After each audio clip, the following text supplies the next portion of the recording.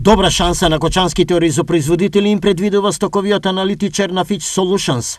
Според неа, глобалниот пазар на ориз оваа година ќе го забележи неголемиот пад во последните 2 децении. Цените на оризот се очекува да останат на сегашните највисоки нивоа до 2024 година, а глобалниот дефицит за 2023 година би изнесувал 8,7 милиони тони, што е најголем дефицит во последните 20 години, кога на пазарите недостасува 18,6 милиони тони. Се предвидува во извештајот. Дали ова на нашите производители ќе им донесе нешто повеќе? Кои услови се потребни за исполнување? Што значи тоа? Пред секоја сидба, секој производ треба да има производна цена.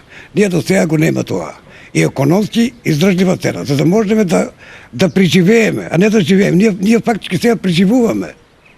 Значи, ние станавме социјален случај. Од друга страна, министерот за земјоделие Лјупчо Николовски во Штип изјави дека оризопроизводителите што се однесува до државата, заедно со субвенциите сега го добиваат ценовниот максимум. За 300% изголемени субвенциите по површина. Од 2018 навака.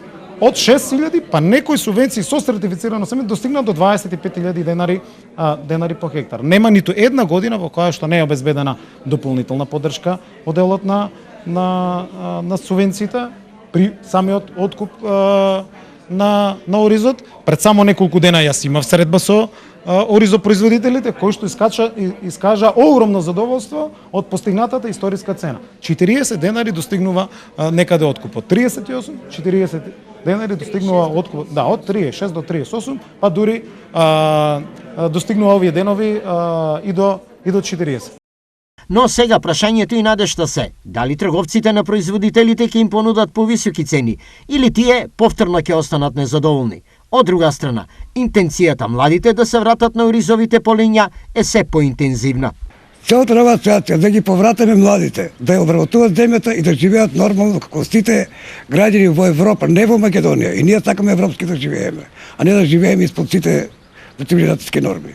Освен за ова, големо намалување производство на ориз се очекува и во идната година поради климатските промени во Кина и Пакистан. Земјите кои заедно со Индија се најголеми светски производители на оваа култура.